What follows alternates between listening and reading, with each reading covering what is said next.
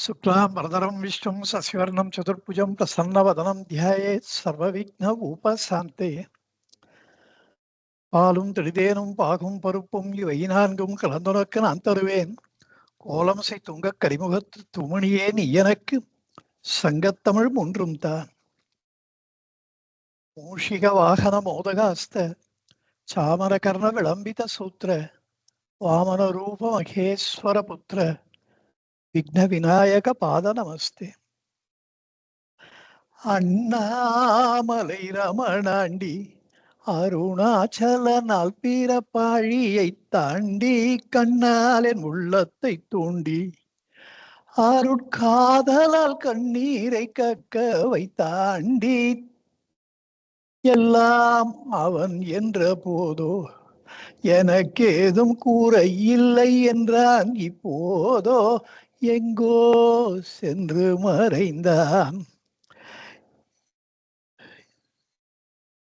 எல்லாம் அவன் என்ற போதோ எனக்கேதும் குறைவில்லை என்றான். இப்போதோ சொல்லாமல் எங்கோ மறைந்தான். என் துக்கத்தை சொல்லிக் கொள்வேன் யாரிடம்தான். என்னப்பன் என்னப்பன் என்றே அழுதேங்கி துயரமும் எய்தினன் இன்றே. பொன்னை புவனத்தை கொண்டோ வாழ புத்தி எனக்கினி போவதும் உண்டோ. பித்து பிடித்தவனானேன் அந்த பேயாண்டி என்னை பிரிந்ததும் தானே. செத்து மடிந்தாலும் நன்றே அருட்தேசிகன் என் முன்னம் தெரிந்திடாவின்றே.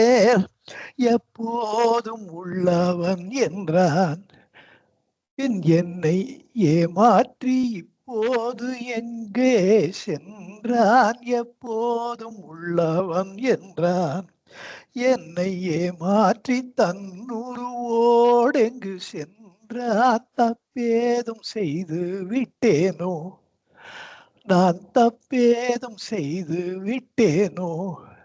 அதைத்தான் எண்ணி என்னையும் தள்ளி விட்டானோ. தொட்டதை தூவென்று தள்ளான். தொட்டு சொந்தமளித்தவன் ஏன் என்னை கொள்ளான். விட்டகலாத திறத்தான் விட்டகலாத திறத்தான். அருள் வெண்கதிர் வீசும் பொன்மேனி நிறத்தான். நஞ்சமும் கள்வரும் கூட பொறுத்தான். குருநாதன் என்னை பிரிந்தேக வஞ்சம் நினைத்ததும் ஏனோ. குருநாதன் இல்லாததோர் வாழ்வெனக்கேனோ. வஞ்சம் நினைத்ததும் ஏனோ. குருநாதன் இல்லாததோர் வாழ்வெனக்கேனோ. அண்ணாமலை ரமணாண்டி அருணாச்சல நாள் பிறப்பாழியை தாண்டி கண்ணால் என் உள்ளத்தை தூண்டி அருட்காதலால் கண்ணீரை கக்க வைத்தாண்டி. அண்ணாமலை ரமணாண்டி அண்ணாமலை ரமணாண்டி அண்ணாமலை ரமணாண்டி. ஏகமக்ஷரம் ஹிருதி நிரந்தரம் வாசதே ஸ்வயம் லிக்யதே கதம். சாட்சாத் சர்வேஸ்வரனாகிய பகவான் ஸ்ரீ ரமண மகரிஷிகளுக்கு நமஸ்காரம். எந்த லோக மகாகுரு தான் நிகழ்த்திய சில அதிசய செயல்களினாலே சாட்சாத் ராமபிரானின் மறு அவதாரமாக தன்னை வெளிப்படுத்திக் கொண்டாரோ. எந்த லோக மகாகுரு தன் பெயரிலேயே இந்த வெங்கட்ராமன் என்ற பெயரிலே ராமநாமத்தையும் வைத்துக்கொண்டு இந்த பூலகத்திலே அவதரித்தாரோ. எந்த லோக மகாகுரு ராமபிரானுடைய ஜன்ம நட்சத்திரமாகிய புனர் பசு நட்சத்திரத்திலே அவதரித்தாரோ எந்த லோக மகாகுரு ராமபிரானுடைய இளவல் ஸ்ரீ லக்ஷ்மண சுவாமி தன் ஆயுட்காலம் முழுவதும் தன்னுடைய தமையனுக்கு பணிவிடை செய்தார் போலே தனக்கு தன்னுடைய இளவர் நிரஞ்சனானந்த சுவாமிகளை ஆயுட்காலம் முழுவதும் தனக்கு பணி புரியும்பாறு ஒரு பெரும் பாக்கியத்தை கொடுத்தாரோ எந்த லோக மகாகுரு ஆஞ்சநேய சுவாமிகளை ராமபிரானுடைய அந்த பெரும் அவர் மீது வைத்த பெரும் பக்தியினாலே அமானுஷ்ய காரியங்களை எல்லாம் கடலையே தூக்குவது கடலையே தாண்டுவது மலையையே தூக்குவது என்றெல்லாம் அமானுஷ்யமான காரியங்களை புரிய வைத்தாரோ அதே போல தன்னுடைய ரமண பக்த சிரோன்மணியாக விளங்குகின்ற ஸ்ரீ முருகனார் சுவாமிகளை வைத்து வேறு எந்த மதத்திலும் எந்த தேசத்திலும் எந்த மொழியிலும் இல்லாத அளவுக்கு தனி ஒரு மனிதராலே சுமார் 30,000 பாடல்களை போற்றுவது என்கின்ற அந்த மாபெரும் அமானுஷ்ய காரியத்தை ஆஞ்சநேய சுவாமிகளாக மீண்டும் ஒரு மாபெரும் அமானுஷ்ய காரியத்தை செய்ய வைத்தாரோ இப்படி பற்பல விதங்களிலே தன்னை ராமபிரானாக தன்னுடைய வாழ்க்கை வரலாற்றிலே பற்பல நிகழ்ச்சிகளின் மூலம் இன்னும் சொல்லிக்கொண்டே போகலாம் அப்படி ஒரு அதிசயத்தை நிகழ்த்தினாரோ அந்த சாட்சாத் ராமச்சந்திர மூர்த்தி ஸ்வரூபமாக சுடர்விட்டு பிரகாசிக்கின்ற பகவான் ஸ்ரீ ரமண மகரிஷிகளுக்கு நமஸ்காரம். அவருடைய பாதார விந்தங்களிலே என்னுடைய ஹிருதயார விந்தத்தை என்றைக்கும் என்றென்றைக்கும் சமர்ப்பிக்கிறேன். உங்கள் அனைவரையும் இந்த திருவந்தியார் என்னும் பாடத்திட்டத்தின் கீழ் 6வது வகுப்புக்கு அன்போடு வரவேற்கிறேன். இன்றைய வகுப்பு ராமபிரானுக்காக ராமாயணத்திற்காக ஒரு தனிச்சிறப்பு வாய்க்கும் வகையிலே ஒதுக்கப்பட்டிருக்கின்றது. நீங்கள் அனைவரும் அதை பயன்படுத்திக் கொள்ள வேண்டும் என்று கேட்டுக்கொள்கிறேன்.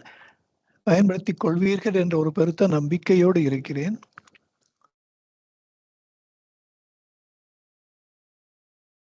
நீங்க சொல்றத வச்சு எனக்கு ஏதாவது தோணித்துன்னா சொல்றேன். முதல்ல யார் ஆரம்பிப்பது என்பதை நீங்க தான் சொல்லணும். நான் ஆரம்பிக்கிட்டா சார்? தாராளமா. கொஞ்சம் ப்ரிப்பேர்ட் டெக்ஸ்ட் தான் படிப்பேன், உங்களை மாதிரி பேச முடியாதனால. பேசுறமோ டெக்ஸ்டோ அதுல இருக்க கருத்து தானே நாங்கெல்லாம் எதிர்பார்த்துட்டு இருக்கோம். Okay, thank you sir. Let me begin. சொல்லு. ஓம் நமோ பகவதே ஸ்ரீ ரமணாய. ஸ்ரீராமர் மகாவிஷ்ணுவின் அவதாரம். மனிதனாய் அவதாரம் எடுத்து மனிதனாக வாழ்ந்தார். ஒரு மனிதன் எப்படி வாழ வேண்டும் என்ற வாழ்வியல் நெறியை உருவாக்கிய பரபிரம்மம் அவர்.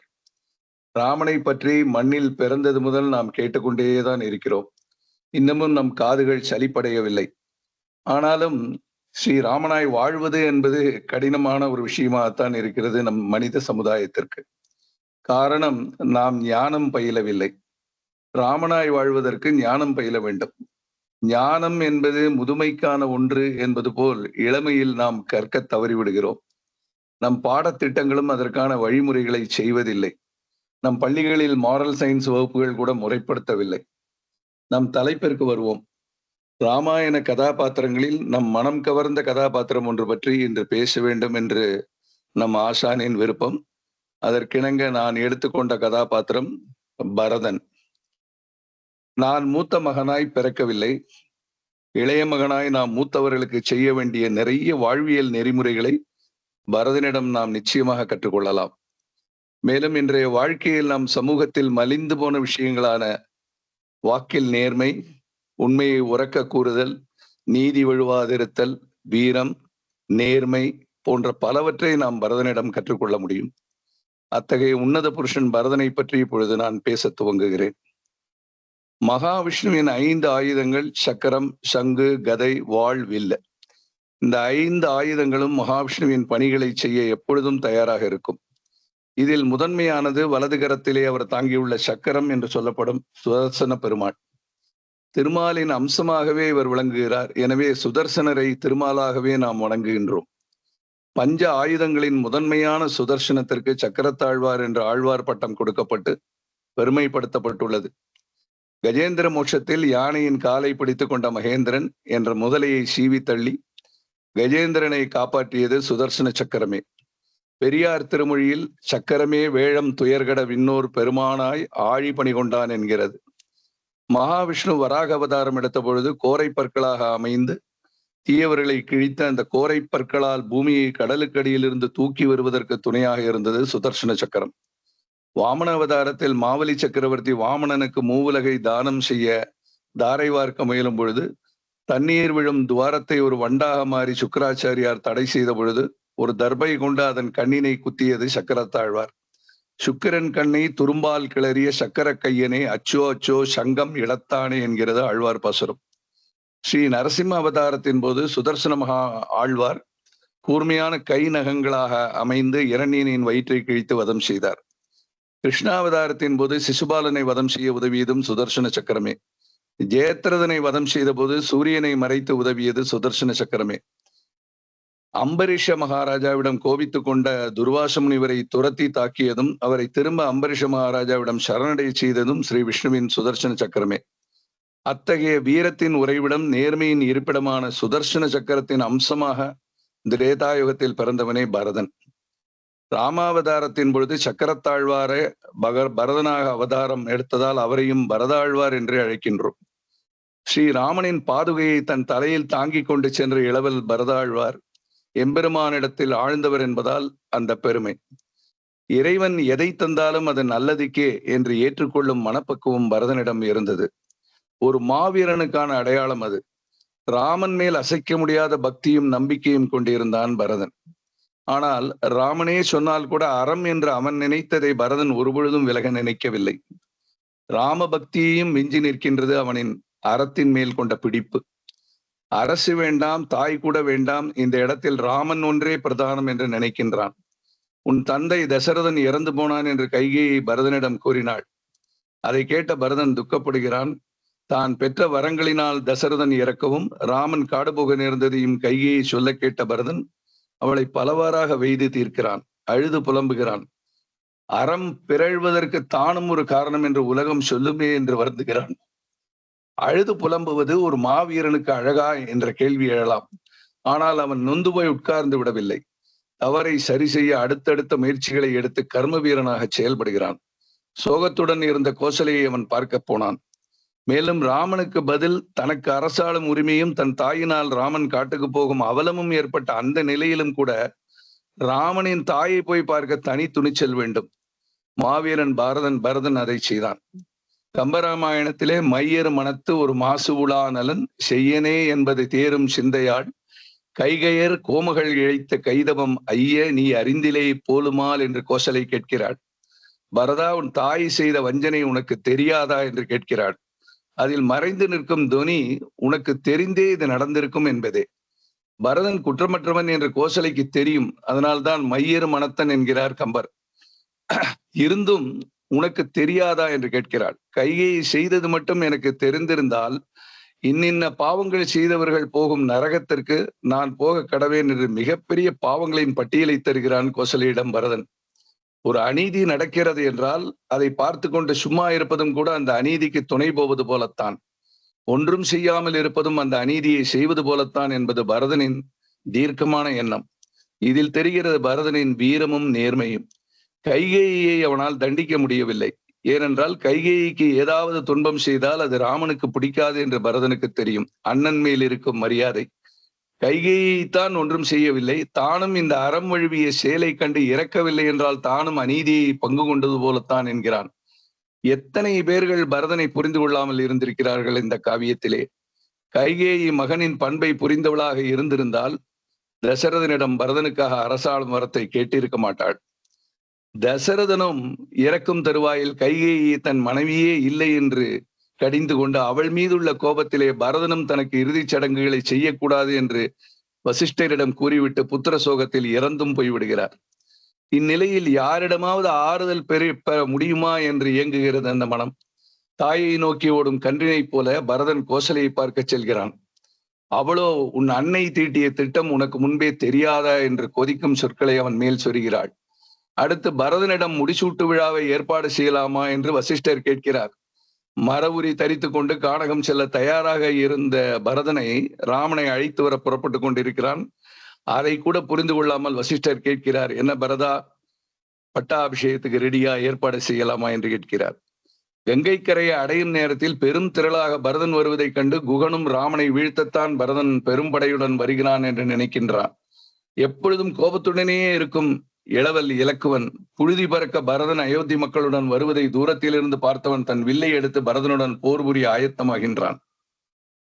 பாருங்கள், தன்னை சுற்றியுள்ள அன்பு நெஞ்சங்களே அவனை புரிந்து கொள்ளவில்லை என்றாலும், புண்படுத்தினாலும், வரிசையாக அவன் துயரத்தை அனுபவித்தாலும் தன் அறத்திலிருந்து அவன் ஒருபோதும் பிறழவில்லை. எவ்வித மனச்சோர்வு வந்தாலும் தளர்ந்து விடாமல் இருப்பதும் ஒரு மாவீரனுக்கு அழகே. பரதனை மிகச்சரியாக பார்த்த மாத்திரத்திலேயே புரிந்து கொண்டவர்கள் குகனுடைய படை வீரர்கள் தான். வருகிறவனை பார்த்தால் சண்டைக்கு வருகிறவன் மாதிரி தெரியவில்லையே, போருக்கான எந்த ஆயுதமும் இல்லை இவனிடம், இவனும் நமது தலைவன் ராமன் மாதிரி மரவுரி கட்டியல்லவா வந்திருக்கிறான் என்று கேட்கிறார்கள்.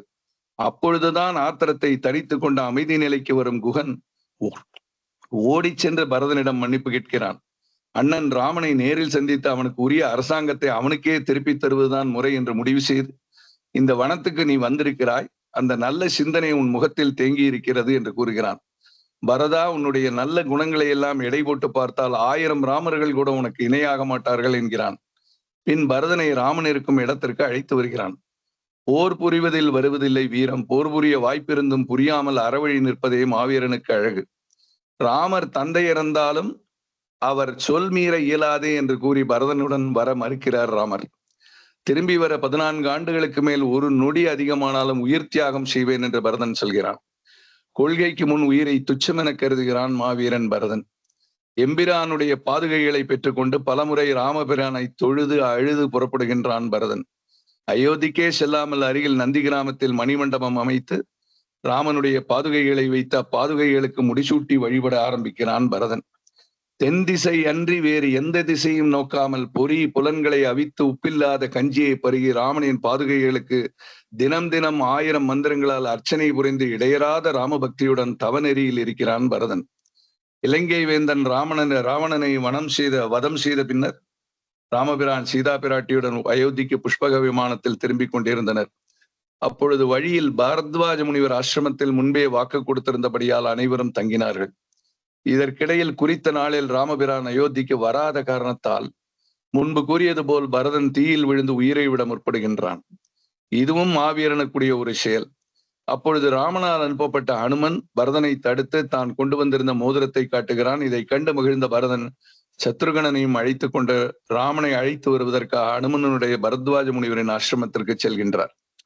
ராமனை உயர்த்தி காட்ட வந்த பல பாத்திரங்களுள் பரதன் மிக முக்கிய பங்கு வகிக்கிறான். இலக்குவன் ராமன் கூடவே இருக்கும் பேற்றினை பெற்றான். ஆனால் பரதனோ அவப்பெயரையும் சுமந்து ராமனையும் பிரிந்து 14 ஆண்டுகள் தவ வாழ்க்கை வாழ்ந்தான். அவனின் ஒவ்வொரு செயலும் ராமனை பெருமைப்படுத்துவதாகவே அமைந்தது.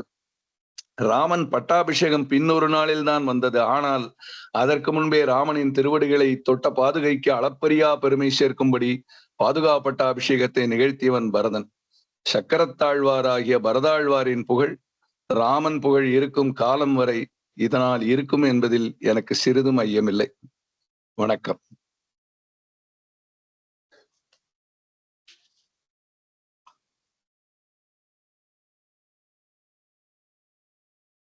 ரொம்ப ரொம்ப பிரமாதம்.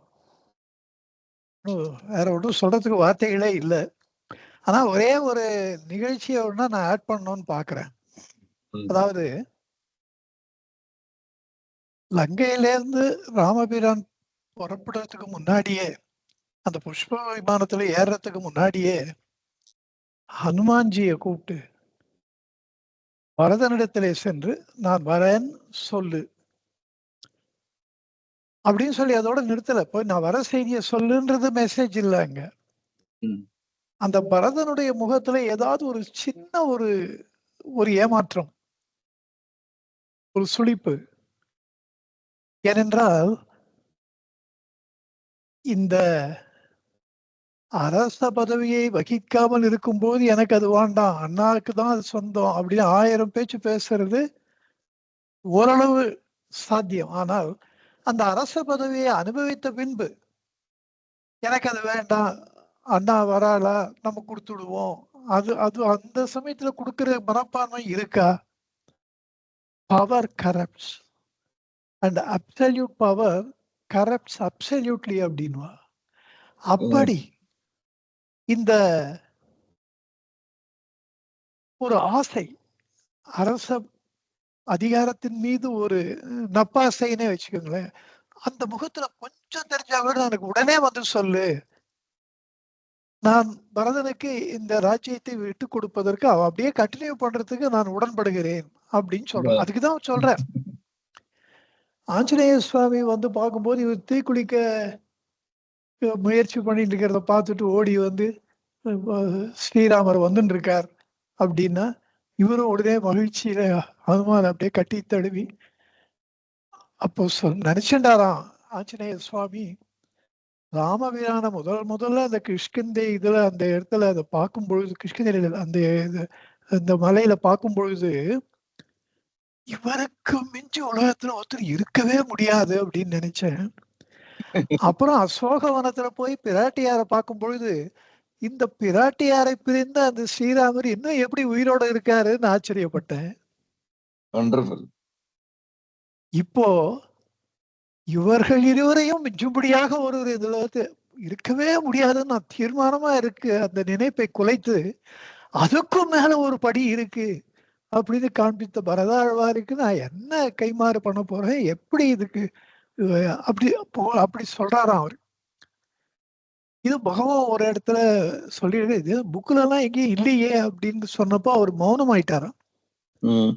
பரதருடைய மேன்மை ஆழ்வார்கள் எல்லாம் சொல்லியிருக்கா, யோக்கியதையில் பரதனுக்கு ஒப்பாகார் பெருமாள், பரிசுத்தத்தில் பரதனுக்கு ஒப்பாகார் பெருமாள். இந்த ஹீரோ ஆஃப் த ஸ்டோரி அவரை தான் எல்லாரும் வசதியா சொல்லுவாளே தவிர அவர் கீழே இருக்கோட சொல்ல மாட்டா யாரையும். ஆனா வால்மீகி இருக்கிறத இருக்கபடி எழுதினதுனால ஹிஸ்டோரியன், அவர் கற்பனை பண்ணி எழுதல, இத நடந்தது நடந்தபடி இருக்கிறது அப்படியே எழுதுற. அதுல என்ன வேடிக்கைன்னா, ஹனுமான்ஜி வந்து அந்த குரங்குக்கு வந்து ஸ்திர புத்தி கிடையாது, அப்பப்போ இம்பார்ட்டண்டா தான் நேரத்துல மறந்தாலும் மறந்துடுவோம் இந்த குரங்கெல்லாம் அப்படின்ற குணம் எப்பாவது இந்த ராமாயணத்தை அதையும் சுட்டி காட்டுகிறார் வால்மீகி. ஒண்ணு வந்து சஞ்சீவி பௌஷத்தை அந்த சுஷேனன்ற அந்த அவர் வந்து தன்வந்திரியினுடைய அம்சம். அவர் தன்வந்திரி தான் சுஷேனனா வராரு. அந்த சுஷேனன் இஸ் அ மெடிக்கல் டாக்டர் இவளுக்கு. அவர் இந்த செடி இப்படி இருக்கும் அப்படி இருக்கும்னு எல்லாம் அந்த ரொம்ப விளக்கமா சொல்லி இவருக்கு அனுப்புறாரு. இவர் அவ்வளவு தூரம் போய் அந்த சஞ்சீவி மலையில போய் அதை மறந்துடுறது இவருக்கு எல்லாம். ஆனா மலையே தூக்கிட்டு வர்றாரு. அப்புறம் அது ஒரு இடம் அவர் மறந்து போறது. அதுக்கப்புறம் அளவற்ற சக்திமானா இருக்கிற தன்னுடைய சக்தி தெரியாம சுக்ரீவன் தான் வாலிக்கு பயந்து ஓடுறோன்னா இவரும் அவன் பின்னால ஓடிட்டு இருந்தார். அது ஒரு மறதி அவருக்கு. அதாவது புத்திமதாவும் வரிஷ்டம் வாக்படுத்துவஞ்ச அப்படிலாம் அவ்வளோ வசதியா இருந்தா கூட அந்த ஒரு மனுஷனுக்குன்னு ஒரு இயல்பு இருக்கு, குரங்குக்குன்னு ஒரு இயல்பு இருக்கு. அப்படி இந்த இடத்தையும் சொல்வார் பெரியவாள்லாம். நான் பார்க்கும்போது இந்த இடமும் ஒரு இடமா இருக்கு. அது பரதாழ்வார்கிட்ட போய் ஸ்பெசிபிக்கா சொல்லி அவர் மூஞ்சில கொஞ்சம் ஏமாற்றம் தெரிஞ்சா கூட எனக்கு வந்து உடனே சொல்லுன்றது தான் கட்டளை. இவர் பரதாழ்வார் பார்த்து அப்படியே மகிழ்ந்து போய் கட்டிட்டு அதுலயே அதை திருப்பி போய் சொல்ல வேண்டிய அத்தையும் மறந்து போய் பரதம் மாதிரி உண்டா அப்படின்னு அவர் கூட சேர்ந்து ராமபிரான வரவேற்கிறதுக்கு எல்லா காரியங்களையும் பண்ணிட்டு ரொம்ப அதுலயே ஐக்கியமாயிடுறார். ஸ்ரீராமருக்கு தெரியாதா? சரி, ஹனுமார் திரும்பி வரல. அப்போ பரதன் எல்லாம் எவ்ரிதிங் இஸ் ஆல் ரைட். ஏதாவது தப்பா இருந்தா உடனே வந்து சொல்லுவாரே. அப்படி அவ்வளோ மறந்துட மாட்டாரே. ஒண்ணும் இல்ல போல் இருக்கு அப்படின்னு இவரே யூகிச்சுட்டாராம். இப்படி பரதாழ்வாரை பத்தி ஒரு வசதியா சொல்றதுல ஆஞ்சநேய சுவாமி மாதிரி பார்த்த மகிழ்ச்சியில உலகத்தையே மறந்து போய் தலைவன் சொன்ன ஒரு கமாண்ட மறக்கிறதுன்றது ரொம்ப பெரிய விஷயம். அது பரதாழ்வார் தரிசனம் அவருக்கு அப்படி உலகமே மறந்து போச்சு. அவரே மறந்துட்டாரு. அது பரதாழ்வாருடைய பெருமை. அத சொல்லி இன்னைக்கு நான் பேசுறது கம்மி பண்ணோம் தான் நினைச்சுக்கிறேன். அடுத்து பிரசன்ன லட்சுமி நீங்க சொல்றீங்களா? சொல்றேன் சார். சொல்றேன் சார். ஸோ மறுபடியும் கிருஷ்ணமூர்த்தி சாருக்கு நன்றி நன்றி. ரொம்ப அழகா ப்ரெசென்ட் பண்ணீங்க. உங்க ப்ரெசன்டேஷன் சோ கோஜென்ட். ஒரு சின்ன ஒரு பிசுறல் கூட இல்லாம அந்த கருத்துக்களின் அமைப்பு ரொம்ப பிரமாதமா இருந்தது. சந்தோஷம் சந்தோஷம். அதுவும் பரதாழ்வாரை பத்தி பரிசுத்தத்தின் திருவுருவத்தை வச்ச ஆரம்பிச்சது இன்னும் நல்லா இருக்கு. இது நீங்க பேசுங்க, நீங்க சொல்லுங்க பிரசன்ன லட்சுமி மேடம், நீங்க சொல்லுங்க. குரு அவர்களுக்கு பணிவான வணக்கங்கள். குழுவில் உள்ள அனைவருக்கும் அன்பு வணக்கங்கள். மிகச்சிறந்த சிவபக்தரும் ஈஸ்வர பட்டம் பெற்றவருமாகிய ராவணேஸ்வரனை பற்றி நான் பேச எண்ணுகிறேன். ராவணன் என்ற பெயருக்கு வணங்குவோன் இரான் என்ற பொருள் ஒன்று உள்ளது. சிவனை தவிர ராவணன் தலை வணங்குவோன் மட்டும் யாருமே இல்லை என்பது விரிவான பொருள் ஆகும். ராவணனது சிவபக்தி எத்தகையது என்றால், ஆதியில் சிவனையே கைலாயத்திலிருந்து இலங்கைக்கு பிடித்து வந்து பூஜை செய்ய ஆசைப்படும் அளவிற்கு இருந்தது. அதற்காகத்தான் கைலாயத்தையும் ராவணன் பெயர்த்தும் பார்த்தார். அப்போது அம்பிகை பயந்து ஈஸ்வரனை தழுவிக் கொள்கிறார். சிவபெருமான் தன்னுடைய பெருவிரலால் கைலாயத்தை அழுத்துகிறார். மலையின் அடியில் சிக்கிக் கொள்கிறார் ராவணன். அதிலிருந்து விடுபட முடியாத ராவணன் 1000 ஆண்டுகள் மலையின் அடியில் வதைப்படுகிறார். ஒரு கட்டத்தில் ராவணன் தனது 10 தலைகளில் ஒன்றை கிள்ளி தன் நரம்புகளை எடுத்து தலையோடு இணைத்து வீணை செய்தார். காமகானம் இசைத்தார். அதில் மயங்கிய சிவபெருமான் ராவணனை விடுவித்து சந்திரஹாசம் என்ற வாளையும் பரிசு அளிக்கிறார். இதனை அப்பர் பெருமான் நரம்பெழு கைகள் பிடித்து நங்கை நடுங்க மலையை உரங்கள் எல்லாம் கொண்டு எடுத்தான் 9 ஒன்றும் மலர வரங்கள் கொடுத்தருள் செய்வான் வளர்பொழில் வீரட்டம் சூழ்ந்து நிரம்பு கெடில புனலும் உடையார் ஒருவர் தமர் நாம் அஞ்சுவது யாதொன்றும் இல்லை அஞ்ச வருவதும் இல்லை என்று திருவதிகை வீரட்டான பதிகத்தில் பாடுகிறார். திருஞான சம்பந்தரும் ராவணனது பக்தியையும் வீரத்தினையும் தனது ஒவ்வொரு பதிகத்திலும் பாடுகிறார். அப்பர் பெருமானும் தனது பதிகங்களில் ராவணனது சிறப்புகளை கூறுகிறார். இப்பேற்பட்ட சிவபக்தராகிய ராவணனை பற்றி பேசியது பெருமகிழ்ச்சி அளிக்கிறது. அனைவருக்கும் நன்றி. சந்தோஷம் மேடம், சந்தோஷம் சந்தோஷம்.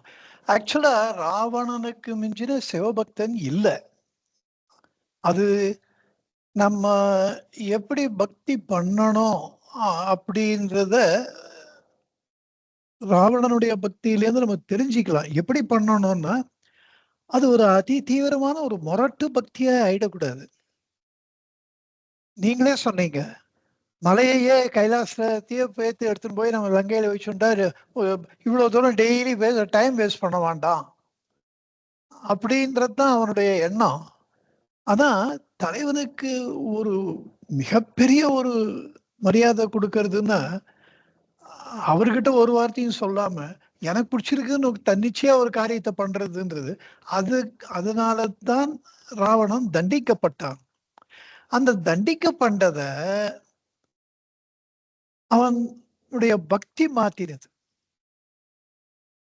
முருகனார் பாடுறார் இந்த நிகழ்ச்சிய இம்மங்கை நின்பிரி அமங்கலம் அற நெம்முங்க புல்லுவாய் சுமங்களேசனே. இம்மங்கை நின்பிரி, பிரினா உனக்கு பிரிவாக இருப்ப பாகமாக இருப்பவள் இந்த மங்கை அமங்கலம் அற, அவள் பயந்து போனாள், என்னடா மலை இப்படி ஆடுறதுன்னு. நெமுங்க புல்லுவாய், ஒரு கட்ட வரல அனாயாசமா அழுத்தினீங்க. சுமங்களேசனே, அந்த மங்களம் அற்று போகும்படியா அமங்கலம் அற்று போகும்படியாக மறுபடியும் பார்வதி தேவிக்கு மங்களத்தை ஏற்படுத்தினீர்கள். அப்படிப்பட்ட சுமங்களேசனே அப்படின்னு பாடுறார். இப்படி சின்ன வார்த்தைகள் அது பெரிய நிகழ்ச்சியே முருகனார் நம்ம கண் முன்னால கொண்டு வந்து நிறுத்துறார். பிக்சரஸ்கா இவர் மலையை தூக்குறதும், அம்பாள் பயப்படுறதும், ஈஸ்வரன் அழுத்துறதும், இவர்கள் அகப்பட்டு அதில் அகப்பட்டு கொண்டு வெளியே வர முடியாமல் துன்பப்படுவதும், அதனால அம்பாள் மறுபடியும் சுகத்தை அடைவதும், அப்பாடா மலை ஆடலை, நான் நார்மல் ஆயிடுச்சு அப்படின்னு அந்த ஒரு பெரிய ரிலீஃப். அது அது அந்த ரிலீஃப் தான் சுகம். அப்படி அந்த நிகழ்ச்சிகளை அழகா முருகனார் பாடுற, அது முருகனார் தமிழ் ஒரு தனி தமிழ் உங்களுக்கு சொல்லணுமேன்னு சொன்னேன். இதுல இன்னொன்னு, பக்தி பண்ணும்போது surrender has to be 100%. Muruganar அதுக்கு ஒரு வழி காமிக்கிறார். என்னை உடையவரே, நீங்க என்னை என்ன ஒண்ணா பண்ணிக்கோங்க, நான் உங்ககிட்ட வந்துட்டேன், என்னை ஏத்துக்க மாட்டேன்னு சொல்லாதீங்க. நீங்க நான் என்னுடைய என் மேல கருணை வச்சு ஏத்துக்கோங்க. அப்புறம் உங்களுக்கு பிடிக்கலன்னு வச்சுக்கோங்களேன், என்னை யாருக்கா வித்துருங்க. விற்கிறதுக்கு மட்டும் உங்களுக்கு உரிமை இல்லையா என்ன? அதுக்கு பயந்துட்டு நீங்க என்னை ஏத்துக்காம இருக்க வேண்டாமே. இந்த பணிவு பாருங்க, இதுவும் ஒரு அடம் பிடிக்கிறது தான். ஆனா அடம் பிடிக்கிற விதம், அதுலயா தடைஞ்சு போறேன், அது வித்துருங்களேன். அப்ப நான் ஒண்ணுமே சொல்ல போறது இல்லையே, விற்கிறதுக்கு உங்களுக்கு உரிமை இல்லையா என்ன? அந்த மாதிரி ஒரு பக்தி. பட் ராவணன் வந்து ஒரு நேர் எதிர்மாறான ஒரு பக்தி. தான் நினைக்கிறது நடக்கணும். அந்த முரட்டு பக்தி முருகனார் ஒரு இடத்துல சொல்ற, நான் கேட்கறது எத்தவொன்னா நீங்க மறுத்து விடுங்க, ஆனா உங்க ஞாபகம், உங்ககிட்ட நான் பிரார்த்தனை பண்றது, உங்க மேல நான் ஒரு அன்பு வைக்கிறது, அதை மட்டும் ஆண்டான்னு சொல்லிடாதீங்க, அதை எனக்கு மறுத்துடாதீங்க அப்படின்றார். அப்படி பக்தி வந்து ஒரு சரணாகதினா அது டோட்டலா இருக்கணும். அந்த டோட்டல் சரணாகதி ராவணன் கிட்ட கொஞ்சம் லேக்கிங்கா இருந்தது. அதனால தான் இப்போ ஒரு கிருஷ்ணமூர்த்தி சார் பேசும்போது சொன்னார், ராமபிரானை ஃபாலோ பண்றது, அது அது மாதிரி தியானம் பண்றது, அதெல்லாம் நம்மளால இயலாத காரியம், அது அவ்வளோலாம் முடியாது அப்படின்ற மாதிரி ஒரு வார்த்தை சொல்லி சொன்னார். ஆனா ராமபிரானே ஒன்றும் பெருசா தியானம் எல்லாம் பண்ணது கிடையாது. நீங்க ராமாயணம் ஃபுல்லா பாருங்க, அவர் விசாரசீலரா இருந்திருக்கார். தன்னை பற்றிய அறிவை அறிந்து கொள்ள வேண்டும் என்பதிலே இது எனக்கு உள்ள ஒரு உண்மை இருக்கு, அந்த உண்மையை நான் கெட்டியா பிடிச்சுப்பேன், அப்படித்தான் நான் எனக்கு உண்மையாக இருப்பேன், இப்படித்தான் அவர் வாழ்நாள் முழுவதும் வாழ்ந்தாரே தவிர எங்கேயாவது ஒரு இடத்துலயாவது ராமர் உட்காந்து பூஜை பண்ணாருன்றது இருக்கு. அவரே சொல்லிக்கிறார், நான் சாதாரண மானிடன். தேவேந்திரன் சொல்றான் நீங்க தான் நாராயணன் அப்படின்றார். மகாவிஷ்ணுனா அப்படிலாம் ஒண்ணும் இல்லை, அதெல்லாம் எனக்கு ராவண சம்ஹாரத்தை விட தேவர்கள்லாம் மகிழ்ந்து போய், தேவேந்திரெல்லாம் மகிழ்ந்து போய் இதை கொண்டாடி அந்த யுத்த பூமிக்கே வந்து அவருக்கு நமஸ்காரம் பண்ணி நீங்க வாங்க போலாம் வைகுண்டத்துக்குன்னு கூப்பிடுற. அப்ப சொல்றார், நான் அன்றாடம் சிவபெருமானை பூஜிக்கின்ற சாதாரண மானுடன், தசரத குமாரன் சொல்லிக்கிறார். அவர் ஒன்றும் பெருசா தியானம் பண்ண மாதிரிலாம் தெரியல, ஆனால் தபசுக்கு பேர் போனவன் Ravanan. You see the contrast. ஒரு ஸ்பெக்ட்ரம் வந்து ஒரு எக்ஸ்ட்ரீம்ல ராமர் இருக்கார், இன்னொரு எக்ஸ்ட்ரீம்ல தபஸ்ன்ற ஒரு யாட்ஸ்டிக் வச்சிருந்தா இன்னொரு எக்ஸ்ட்ரீம்ல ராவணன் இருக்கான். ஆனால் அந்த முரட்டுத்தனமான ஒரு சிவபக்தி அவனை தர்மத்துல நிலைச்சு நிற்கும்படியா பண்ணல. அப்போ பக்தி பண்றதுல எங்கேயோ ஏதோ மிஸ்ஸிங். இல்லைன்னா இன்னும் பிறன்மனை நோக்கா பேராண்மை என்றார் வள்ளுவர். பிறன்மனை விழையாமை, பிறன் இல் விழையாமை, ஒரு அதிகாரமே படைச்சிருக்கார்.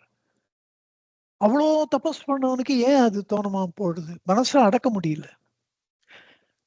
அதுல என்ன குஞ்சுசாமிகளோட பேசும்போது சொன்னார், இவ்வளவு சொல்றீங்க ஸ்ரீராம், நீங்க ரொம்ப சிம்பிள். ராவணன் இருந்த காலத்துக்கு முன்னாடி பகவான் பிறக்கல. அவருக்கு அந்த நான் யாருன்ற தத்துவம் தெரிஞ்சிருந்தா அவன் தன்னை தான் உணர்ந்துட்டு இருப்பான். அந்த தபஸ் வந்து அவனுக்கு அப்படி ஒரு ஹெல்ப் பண்ணியிருக்கும். ஆனா போராத காலம் அவன் பகவான் இப்ப கலியுகத்துலதான் நமக்கு முன்னாடி வந்திருக்கார். இன்னொரு ஆச்சரியம் என்னன்னா, அப்ப நான் கேட்டேன், அப்ப சிவபெருமானே ஏன் அவருக்கு நமக்கு ரமண பகவானா வந்து காட்சி அளித்து நம்மளை காப்பாத்துற மாதிரி எவ்வளவு பேருக்கு வழி காமிச்சிருக்கார். அது மாதிரி அவன் ராவணன் ஒருத்தனுக்கு அவ்வளவு சிவபக்தனுக்கு அவர் ஏன் பண்ணல அப்படின்னா, அதுக்கும் அவர் சொல்றாரு விடாம, அது அவாவா தலை விதி. பகவான் மட்டும் வந்து பாக்குறோம் அத்தனை பேருக்கும் ஞானத்தை வாரி வாரி வழங்கினார். யாருக்கு தகுதி இருக்கோ அவளுக்கு கொடுத்தார். முருகனார் பாடுறார், அவரவர் விதிப்படி விடுப்பதும் இன்று அண்ணல் கண்ட ஒரு புதுமை போலும். அவ தலையெழுத்து எப்படி இருக்கோ அவ அதை ஒர்க் பண்ணிக்கிட்டோம், அவர்கள் அதை செஞ்சுக்கிட்டோம், அவர்கள் தலைவிதிப்படி நடக்கட்டும். அப்படி தானே அப்படித்தான் வாழ்ந்தார் பகவான். அப்படிதான் ஈஸ்வரத்துவம். அது ஈஸ்வரனும் அப்படிதான் சர்வசாட்சியா இருக்கார். சோ ராவணனுடைய பக்தி அபரிமிதமானதுன்றது சந்தேகத்துக்கிடமே இல்லை. அவ்வளோ பக்தி இருக்கிற, அதை சேனலைஸ் பண்ணணும். இந்த ஆன்மீக வழி அப்படின்றது ரொம்ப சூக்ஷ்மமானது. ஏதோ பகவான் வழியில இருக்கோம், நம்ம நான் யாரும் விசாரம் பண்ணிட்டு இருந்தா போறோம், அப்படி இல்லை. அது பகவான் தான் நம்மளை வழி நடத்தணும். அதனால தான் நம்ம எதையாவது பேசும்போது எல்லாருக்குமே அது உணவா இருக்கணும். It should be food to everybody, not poison to even a single soul. நிறைய வார்த்தைகள் பேசும்போது ஏதாவது ஒண்ணு யாராவது ஒருத்தருக்கு, அதுவும் 50 பேரை வச்சுன்னு பேசுறோம், 500 பேரை வச்சுன்னு பேசுறோம், யாராவது ஒருத்தருக்கு பாய்சன் ஆயிடும். அதனாலதான் மேடை பேச்சை அவாய்ட் பண்ணணும்னு கூட சொல்லுவா. பகவானே அதுக்கு இருந்து காமிச்சார். மேடை பேச்செல்லாம் அவர் பண்ணதே கிடையாது. அவர் சொன்னதெல்லாம் இண்டிவிஜுவல்ஸ்க்கு கொடுத்த பதில்கள் தான். வழிகாட்டுதல்கள்ன்றது ரொம்ப ஹைலி இண்டிவிஜுவலிஸ்டிக்கா தான் இருந்தது பகவான் கிட்ட. ராவணனுக்கு அந்த இவன் தான் அபரிவிதமா பக்தி பண்ணானே தவிர, அந்த பக்தியினால் அந்த ஈஸ்வரன் நம்மளை எப்படி வழிகாட்ட போகிறார், அவர் நம்மளை பத்தி என்ன நினைக்கிறார், அது மாதிரி அவன் பகவானை கேட்டதா தெரியல. இப்ப நம்ம நான் யார் விசாரத்துல திருப்பி திருப்பி பகவானை நினைக்கிறோம். அவனும் நினைச்சான், சம்திங் இஸ் மிஸ்ஸிங். அது என்னன்றது நீங்க தான் கண்டுபிடிக்கணும். இல்லைன்னா why he was not able to control his mind? நம்மளுக்கே பகவான் வழியில இருந்தா அவன் எவ்வளோ ஆயிரக்கணக்கான வருஷங்கள் இருந்திருக்கான். நம்ம ஏதோ 30 வருஷம் 40 வருஷம் இருக்கும். அதில் ஒன்றும் பெரிய பீரியட் கிடையாது. அதுக்கு அவ்வளோ குறைஞ்ச இதுக்கு ஒரு ஜென்மத்துக்கே எவ்வளவோ 100 ஜென்மம் எடுத்தாலும் பகவான் இந்த முக்தி நிலையை அடையிறதுன்றது பகவான் அருள் பாலித்தாதான் முடியும். இப்ப ஒரு ஜென்மத்திலேயே எந்த எண்ணம் வந்தாலும் அதுக்கு நம்ம சப்போர்ட் பண்ணணுமா இல்ல விலகி நிக்கணுமா? அடுத்த தாட் அதானே வருது. You are not able to go to the next step. When you are taking the next step, you should have the approval of Bhagavan. அடுத்த அது தீய எண்ணமோ நல்ல எண்ணமோ அதுக்கு வலிமை சேர்ப்பது அடுத்த நினைப்பு. அதை பற்றி அதுக்கு நான் அது கூட ஒத்து போக மாட்டேன்னுட்டா அந்த எண்ணமே போயிடும். இதெல்லாம் ஏன் ராவணனுக்கு தெரியாம போயிடுச்சு? அதனால தான் அகந்தைன்றது எப்படி ஒர்க் அவுட் ஆகுன்றதே நம்மளுக்கு தெரியாது. இதெல்லாம் ஹைலி இண்டிவிஜுவல். அவளுடைய பூர்வ ஜென்ம வினைகள் தான் அதை தீர்மானிக்கின்றன. நான் நிறைய பேரை பார்த்திருக்கேன். பேசும்போது கரெக்டா பர்ஃபெக்டா பேசுவா, செய்யும் போது மாத்தி பண்ணுவா, பண்ணிட்டு அதுதான் கரெக்ட்னு ஜஸ்டிஃபை பண்ணுவா. அதுதான் அகந்தை. ரொம்ப சந்தோஷம் மேடம். ராவணனை நீங்க எடுத்துட்டதுனால ராவணன்கிட்ட எவ்வளவோ நல்ல குணங்கள் இருக்கு. அவன்கிட்ட இருக்க ஒரு பெரிய நல்ல குணம் நான் பார்த்தது, The loyalty he created with his lieutenants. அவனுக்காக ஒத்துரும் அவருடைய தளபதிகள்லாம் சந்தோஷமா உயிரை கொடுத்தார்கள். கொஞ்சம் கூட யோசிக்காம கொடுத்தார்கள். அவன் பண்றது தப்பா ரைட்டான்றத பத்தி துளி கூட யாரும் அவனை கேள்வியே கேட்கல. கேட்ட ஒருத்தர் கும்பகர்ணன் தான், விபீஷணன். அவன் சகோதரர்களாக இருப்பதனால அவர்களுக்கு அந்த உரிமை இருந்தது. அதுக்கு அடுத்த ஸ்டெப் பிரகஸ்தன். ராவணனுடைய சேனையில 1/3 அவனுக்கு உரியது, அவனுக்கு அதிகாரம் இருந்தது. அவன் கூட ஒண்ணுமே கேட்கலையே. மந்திராலோசனையும் சபையில கூட்டுறா. ஒரு வீரம் நீங்க கவலையே படாதீங்க, ராவண ஒரு கொசுவை நசுப்பதை போல நசுக்கி விடுகிறோம் தான் பேசின எல்லாரும். நீங்க ஏன் இப்படி தப்பு பண்ணீங்கன்னு கேட்டது விபீஷணன் ஒருத்தன் தான். அப்ப கும்பகர்ணன் தூங்கிட்டு இருந்தான். கும்பகர்ணன் முடிச்சுட்டவன கேட்ட முதல் கேள்வி, ராவணன் வந்து இவனுக்கு எல்லாம் எக்ஸ்பிளைன் பண்ண அப்புறம் நானே அடிபட்டு ராவணன் கிட்ட தோத்து திரும்பி வந்துட்டேன். ஏன்னா அப்படிலாம் பண்றீங்க? முதல்ல நீங்க ராமனை கொண்டுட்டு சீதை தானா உங்களோட வந்துருப்பா. நீங்க முதல்ல செய்யற காரியத்தை பின்னாடி பண்ணிவிட்டு பின்னாடி பண்ற காரியத்தை முன்னாடி பண்ணிட்டீங்க. அப்ப Ravanan he didn't like this. சரி, நீ நான் சொல்றேன், நீ போய் பண்ணுவியா இல்லையா, உனக்காக நான் உயிரையும் கொடுப்பேன் அப்படின்ட்டு கிளம்பி, நீ ஏன் கவலையை விடு அப்படின்றான். அப்படி அண்ணாக்கா அவ்வளோ தைரியம் சொல்றான்.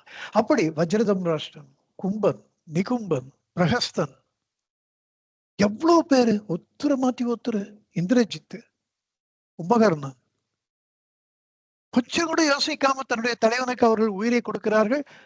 யோசிச்சு பார்த்தா தலைவன் பண்ணது தப்புன்னு நல்லா தெரிகிறது.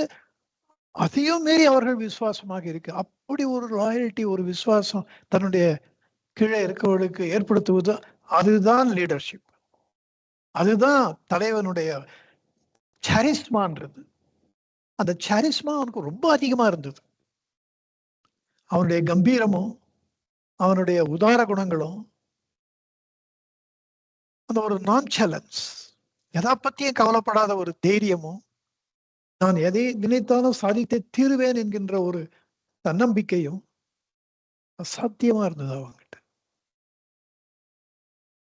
என்னை பொறுத்தவரையில ராமாயணத்தை படிக்க படிக்க ராவணன் என்பது it's a combination of extraordinary power with extraordinary evil. அப்போ அந்த பக்தியையும் அந்த அகந்தை என்பது, அந்த ஈகோன்றது மேனிபுலேட் பண்றது. With the result, he has to be destroyed. வேற வழியே இல்லை. அப்ப அந்த பக்தினால என்ன பிரயோஜனம்? Maybe I am striking a discordant note, but still இதுல நமக்கு ராவணனுடைய பக்தியில நம்ம ஒரு பாடம் கத்துக்கணும். அகந்தைய கூர்ந்து கவனிக்கணும். இது எப்படி நம்மளை கவுக்குறதுன்றத கொஞ்சம் கேர்ஃபுல்லா பார்த்துட்டே இருக்கணும். It's a 24 hours vigilance. தூக்கத்துலதான் நமக்கு விடுதலை. ஏன்னா தூக்கத்துல நம்ம ஆனந்தத்தை அனுபவிக்கிறோம், நிம்மதியா இருக்கும். முழிச்சுண்டாக you have to be careful. You can't let down your God. இதுதான் ராவனுடைய வாழ்க்கையை நமக்கு உணர்த்துகின்றது அப்படின்னு எனக்கு தோன்றது. இது அடுத்து யார் பேசுறோமோ சொல்லுங்க.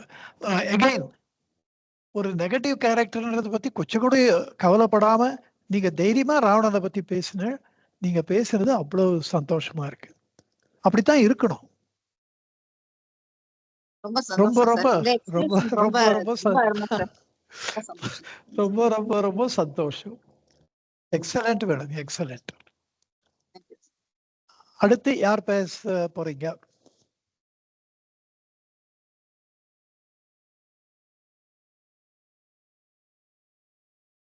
நான் பேசலாமா சார்?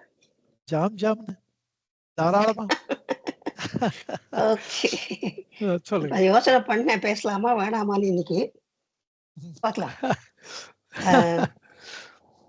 இது அந்த மாதிரி அவ்வளோ அழகா தமிழ் எல்லாம் ப்ரிப்பேர் பண்ணிக்கல.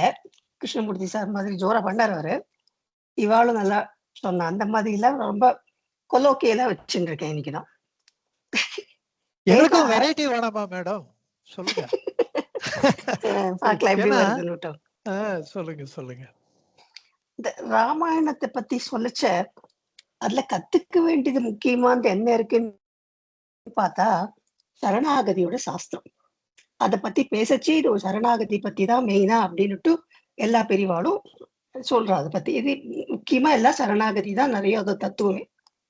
நான் ஒரு ராமாயண சரணாகதி சாஸ்திரம் ஏன் சொல்றேன்னா, சரணாகதிங்கிறது ரொம்ப முக்கியமானது. அப்கோர்ஸ் பகவான் கூட ரொம்ப அழகா சொல்வார், உனக்கு மெடிடேஷன் பண்ணி யார் கண்டுபிடித்தல ஒண்ணும் பண்ணலையா, சரணாகதி பண்ணு, மனசார பண்ணு அப்படின்வார். அந்த மாதிரி பண்ணிட்டா தானே பத்தி புரிஞ்சுக்கிறதுக்கு வாய்ப்பு இருக்கும். இப்ப இந்த இடத்துல சரணாகதின்னா என்ன அர்த்தம்? அதான் கதின்னுட்டு போறது யார் சரணம்? பகவானோட சரணம், இறைவனோடது. நம்மள்ட்ட இப்ப ஒரு முக்கியமான சாமான் இருக்குன்னா நம்மளால அதை பார்த்துக்க முடியல. நம்ம என்ன பண்றோம், யார் ரெஸ்பான்சிபிளா இருக்காளோ அவள்கிட்ட போய் கொடுத்துட்டு பார்த்து வச்சுக்கோங்கிறோம். சாதாரணமா சரணாகதி அந்த மாதிரி தான். உன்னோட ஆத்மா உன்னால பார்த்துக்க முடியல, நீ திண்டாடுற, எப்படி பண்ணிக்கிறதுன்னு தெரியல. அப்போ பகவான் கிட்ட போய் சரணடைஞ்சா இந்த மாதிரி என்ன உய்விக்கணும் காப்பாற்றணுங்கிறச்ச சரணாகதி பண்றோம்னு பேர். அதனால சரணாகதிங்கிறது ரொம்ப முக்கியம். ராமாயணத்தை பார்த்தாக்க ராமபிரானோட முக்கியமானதே சரணாகதிங்கிற ரொம்ப தர்மம். அவரது மெயின் தர்மமே அதான். த்ரூ அவுட் அதுல நிறைய இடத்துல வருது.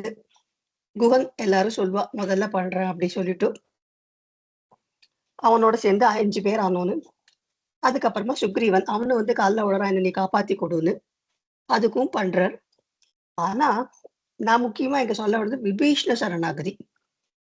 அதுதான் suppose to be very famous. I mean sorry, English வந்துடுறது நடுவில், அதனால அதை பத்தி சொல்லலாம்னுட்டு.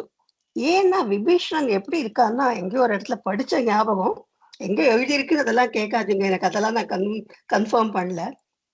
நம்மளோட நாக்கு எப்படி இருக்கு, பல்லுக்கு நடுவுல மாட்டின்னு இருக்கு. ஆனா பல்லு போட்டு அரைச்சி எடுக்கிறது. இந்த நாக்கு அப்படி புரண்டு இப்படி புரண்டு அந்த பல்லுலேன்னு வர சுவையெல்லாம் அது தானே ருசிக்கிறது. அந்த மாதிரி பல்லுக்கான பல்லெல்லாம் உழும், ஒரு நாள்ல ஒரு நாள் வேற ஆட்டம் பாட்டு தான் உழும். நாக்கு பத்திரமா தான் இருக்கு, ஒன்னும் ஆறுது இல்லை. அந்த நாக்கு மாதிரி அவன் அத்தனை அரக்கர்கள் நடுவுல சுத்தி முத்தி எல்லாருமே ராட்சச குடும்பம் தான் அது. ஆனா அவனுக்கு ஒரு நல்ல மனசு. அந்த நாக்கு மாதிரி யார்கிட்டயும் எதையும் வம்புக்கு தும்பதும் போனா நல்லபடியா இது பண்ணிட்டு அவனுக்கு பகவான் அந்த மாதிரி அறவழியில நிக்கணும், தர்மம் பண்ணணும் அப்படிங்கிற ஒரு மனக்கோட்பாடு. அதனால அவனோட பொண்ணுதான் அந்த திருச்சடை சொல்லிட்டு சீதா தேவிக்கு அசோகவனத்துல உதவி பண்ணிட்டு இருந்தா, அவளுக்கு கொஞ்சம் சமாதானம் கொடுத்துட்டு இருந்தா. மிச்சமா எல்லாரும் அவளை சீதாதேவியை போட்டு வாட்டி வதக்கி எடுத்துட்டு இருந்தா. ராவணனை இது பண்ணிக்கோ, ராவணனும் அவளை எந்த மாதிரி எல்லாம் ஏமாத்தி பண்ண முடியாது. ஆனா சீதாதேவி லக்ஷ்மி அவதாரம் அந்த மாதிரி எல்லாம் பண்றதுக்கு வாய்ப்பு இல்லைங்கிறது அப்ப அவளுக்கு எல்லாம் தெரியல. பட் கற்புக்கு ஒரு அடையாளம், ஒருவனுக்கு ஒரு தீங்க தர்மத்தை சொல்றதும் ராமாயண கதையோட முக்கியமானது. அது இந்த நாள்ல ரொம்ப முக்கியமா எல்லாருக்கும் இதை சொல்லி தர வேண்டிய கதை. இதோட இம்பார்ட்டன்ஸ் என்ன அப்படிங்கறது youngsters should know about it. சும்மா காரே பூரே இன்னைக்கு பண்ணிட்டு நாளைக்கு விட்டேன்னு போகக்கூடாது. அந்த மாதிரி பொதுவா எடுத்துன்னு பார்த்தா கூட ராமாயணத்துல ரொம்ப நிறைய விஷயங்கள்லாம் இருக்கு. இந்த இடத்துல என்ன ஆச்சுன்னா, ராவணனுக்கு என்ன இருந்தாலும் எல்லாரும் தம்பிகள் மேல இதெல்லாம் இருக்கு, எத்தனை அட்வைஸ் சொன்னாலும் வரல. விபீஷ்ணன் சொல்றான்னா நீ பண்றது தப்பு, எவ்வளவு அறிவுரையெல்லாம் சொன்ன, சீத்தையை கவர்ந்து வந்துட்டேன், அந்த வேணா திருப்பி கொடுத்துடும், ராமரை பத்தி உனக்கு சரியா தெரியல சொல்லி பார்த்தா அவர் கோபம் வந்துடுறது. ஏன்னா விநாச காலே விபரீத புத்தி, அதனால அவனுக்கு நல்லதை எடுத்துக்க முடியல அவனால அந்த டயத்துல. அதனால என்ன சொல்றான், ரொம்ப கோபம் ஒல்லை நீங்குதி விழி எதிர் நிற்றியேல் விழுதி என்றனன் அழிவினை எய்துவான் அறிவு நீங்கினான். நீ என் கண்ணெதிர நிக்காத, கிளம்பி போ, இங்கே இருந்தேன்னா நான் உன்னை கொன்னுடுவேன். அந்த மாதிரி ரொம்ப கடுமையான வார்த்தையா சொல்றான். இவ அதையும் சொன்னா கூட இவ என்ன பண்ணா, உனக்கு அழிவு காலம் வரப்போடுதுங்கிறத புத்தி புகட்டினா கூட அவனுக்கு அது உரைக்கல. அதான் விநாச காலி விபரீத புத்தின்னு சொல்ற மாதிரி அவனுக்கு அவனோட நேரம் சரியில்லை, அவன் புத்தியும் சரியா ஒர்க் பண்ணலாம் அந்த இடத்துல. அதனால அவன் என்ன பண்ணான் விபீஷ்ணன், இனிமே இவன்ட்டு பேசி நம்ம பிரயோஜனம் இல்லை, ஓகே நான் அது வரைக்கும் சொன்னதெல்லாம் நல்லதுதான் பார்த்து தான் சொன்னேன், உங்களுக்கு பிடிக்கல இருந்தாலும் நான் சொன்னது அண்ணாங்கிற மரியாதையை உடல் அப்ப கூட என்ன மன்னிச்சு பொறுத்தருளது வேணும்னு கேட்டுக்கலாம். திருப்பாவையில கூட ஆண்டவழ்ந்து பொல்லா அரக்கனை கிள்ளி களைந்தானே என்கிறாள். அந்த மாதிரி ராவணன் பொல்லா அரக்கன், பொல்லாதவன் அப்படிங்கிற ஒரு டைட்டில் அட்ஜெக்டிவ் போட்டிருக்கான், அடையாளப்படுத்தியிருக்கான். இது அசுரர் குலத்துல அன்னைக்கு அந்த வாம அவதாரத்துல சொல்ல மாதிரி பிரகல்லாதன் திருமாலை வழிபடுறான். அந்த மாதிரி நல்லவாளும் இருக்கு அசுரர் குலத்துல பிறந்தவா. அதுல விபீஷனும் அதே மாதிரிதான். அவன் விபீஷண வந்து தர்மாத்மா, இவன் சூர்பனக கூட சொல்றாள் அவளை பத்தி ஒரு இடத்துல. அதுவும் இது சான்ஸ்கிரிட் வால்மீகி ராமாயணத்துல வந்திருக்குன்னு படிச்சதுதான் இதெல்லாம். அது கரெக்டா எந்த இடம் சொல்ல கேட்காதீங்க, எனக்கு சொல்ல தெரியாததெல்லாம் படிச்சதுனால ஞாபகம் வந்துருச்சுன்னு சொல்றேன். இப்ப இலங்கை நாட்டுல வந்து நண்பர்கள், செல்வம் எல்லாத்தையும் விட்டான் விபீஷணன். ஏன்னா இனிமே இங்க இருந்து பிரயோஜனம் இல்லை, சொன்னதை கேட்கல. அவன் போறதெல்லாம் நல்ல வழியிலும் இல்ல, தீய வழியில போயிட்டு இருக்கான்னு சொல்லிட்டு சுக்ரீவன் வந்து ஐயோ விபீஷணன் வந்து இவர் கண்ணுல எல்லாம் தண்ணி சொட்டு அவருக்கு ரொம்ப தலைமையில கையை கூப்பிட்டு ராமபிரானம் கிட்ட சரணாகதி அடைறான். அவன் வரத பார்த்த உடனே சுக்ரீவன் ஜாம்பவாள்லாம் ராமா ஒத்துக்காதீங்கோ, எப்போ எதிராளி கிட்டேன்னு வரானோ அவன் நல்லவனா இருக்க முடியாது. கூப்பிய கைக்குள்ளும் ஒரு செய்யுள் உண்டு இதுல, இது இருக்கும் பொல்லாத படை ஒடுங்கும். அந்த மாதிரி கைய ஒன்னா கூப்பிட்டு இருக்கலாம், கண்ணுல ஒன்னா தண்ணி வரலாம். மேபி அதெல்லாம் நாடகமா இருக்கலாம், அவன் நடிக்கிறானா இருக்கும். அவன் நம்பிட்டு சேர்த்துக்க வேண்டாம், நம்மளுக்கும் அது நல்லது அப்படின்னு சொல்றோம். பாதக நம் வயிறு படர் வராமனில் தீதிலராய் நமக்கு அன்பு செய்வரும் அப்படின்னு கேட்கிறான். அதனால வந்து அவளுக்கு புத்தி மாறி இருக்காது. இதெல்லாம் பொறுமையா கேட்டுட்டு இருக்காரு ராமர். அவர் பேசிக்கலி அடிப்படையில ரொம்ப பொறுமை ஜாஸ்தி. யாராவது சொன்னா கூட நீங்க அப்படி சொல்லிட்டியே, நீ இந்த மாதிரி பண்ணி எதிர்த்து சொல்றது இல்ல, அப்படியா நீ உன்னோட கருத்து அதுவா, அதையும் கேட்டுக்கிறார். அப்படி பார்த்துட்டு சொல்லின் செல்வன் நம்ம அனுமார் இருக்காருங்க, அவர்கிட்ட உன்னோட இது கருத்து என்னப்பா அப்படின்னு கேட்கிறாரு. அவர் சொல்லின் செல்வன்னாக்க என்ன, எப்படி மரியாதை கொடுத்து வணங்கி பேசணுமோ அந்த மாதிரி தன்மை உடையவர். அவர் வணங்கிய சென்னியன் மறைத்த வாயினன் நுணங்கிய கேள்வியான் நுவல்வதாய். நான் என்ன சொல்றாங்கன்னா, அனுமான் வந்து கம்பன் அந்த மாதிரி ரொம்ப பெருமைப்படுத்தி பேசுறார். தலைவணங்கி கையால வாயை பொத்தின்ட்டு பேசுதல் மரபு. இப்ப கூட நம்ம பார்த்திருப்போம், பெரியவாள்கிட்ட எல்லாம் பேசிட்டா வரும் இடி வாயை மூடிட்டேன்னா அந்த நம்மளோட எக்ஸெல்லாம் வரக்கூடாது, பேசச்சாங்கிறது ஒரு அர்த்தம். ஹைஜீனிக்லி பார்த்தா கூட அது கரெக்ட், நல்ல விஷயம்தான் அது. அதே மாதிரி தட் இஸ் அது ரெப்ரசன்ஸ் அடக்க ஒடுக்கும் அந்த மாதிரி பண்றதால. அவன் வந்து அடுத்தது காட்டும் பளிங்கு போல் நெஞ்சம் கடுத்தது காட்டும் முகம்ங்கிற மாதிரி அனுமன் கருத்தை கம்பன் எப்படி சொல்றாருன்னா, உள்ளத்தில் உள்ளதை உரையின் முத்துர வெள்ளத்தம் முகங்கள் விளம்புமாதலால் கள்ளத்தின் விளைவலாம் கருத்திலாம் இருள் பள்ளத்தின் அன்றே வெளியில் பல்குமோ அப்படின்னு கம்பத்தாழ்வர் விவரிச்சிருக்கார். ரொம்ப டீட்டெயில்ஸ் எல்லாம் போல அதுல அந்த மாதிரி ஒரு அழகா சொல்றாரு. அப்போ சொல்றானா, ராகவா உங்களுக்கு தெரியாதே ஒண்ணும் கிடையாது, நீங்க கேக்குறீங்க கரெக்ட், ஆனா உங்களுக்கு என்ன தெரியாம இருக்கும், அவர் தெரியும், இவருக்கு எல்லாம் தெரியும்னுட்டு. ஆனால் கண்டதோ யாரையான ஒருத்தர் பார்த்த உடனே நம்ம அபிப்பிராயம் பண்ணக்கூடாது, அது ஒரு முக்கியமான விஷயம். அது சில பேரை பார்த்தா என்னமோ நாமளா தப்பு எடை போட்டுடுறோம். அவ எப்படி வாயை திறந்து பேசுறா, என்ன பண்றா, உடை பாவனைகள் எப்படி இருக்கு, அதெல்லாம் நடை உடை பாவனை உரை எல்லாத்தையும் கவனிச்சுதான் அப்புறமா அவளை பத்தி எடை போடணுங்கிறது கருத்து. இப்ப வந்து அந்த திருச்சடையோட அப்பா இவன் விபீஷணன் இருக்கிறதுலே நல்லவன் அவன். அதனால அவனுக்கு வந்து ஒவ்வொருத்தரோட மனுஷா குணம் மாதிரி கால தேசத்துக்கு ஏத்த மாதிரி குணமும் மாறும். ராவணன் துர்குணம் கண்டவன், ஆனா அவன் வந்திருக்கிறது இப்போ உங்களை நம்பிட்டு இவனோட புத்திசாலித்தனத்தை இப்ப காட்டுறது. தடவாகி வந்திருக்கான், இல்ல சொல்லல, ரொம்ப இதுவா. ஆனாலும் அவன் வந்திருக்கிறது நல்ல வழிக்காக வந்திருக்கான் தவிர மனசுல கெட்ட எண்ணம் எடுத்துட்டு வரல. அதனால நம்பிக்கையோட வர்ற சந்தேக கண்ணோட பார்க்க கூடாது. அவனோட நடை உடை பாவனை, அவன் சொல்லுவோம் இல்லையா, பாடி லாங்குவேஜ் டெல்ஸ் எவ்ரி திங் அப்படின்னு இன்டர்வியூ பண்ண சொன்னா ரொம்ப இம்பார்ட்டன்ட் விஷயம் அது. நீ எந்த மாதிரி ஆன்சர் பண்ற, தைரியமா ஆன்சர் பண்றியா, இல்ல திண்டாடிட்டு மனசுல ஒண்ணு சரியா புரிஞ்சுக்காம ஏதோ கேட்கற ஏதோ ஒண்ணு ஆன்சர் பண்றது, இல்ல நுற்று பண்ணின்னு வந்துட்டு மனப்பாடம் பண்ணிட்டு கடகடா நான் ஸ்கூல்ல படிச்ச மாதிரி இங்கேயும் சொல்ல போறேன் அந்த மாதிரி சொல்றாளாம்.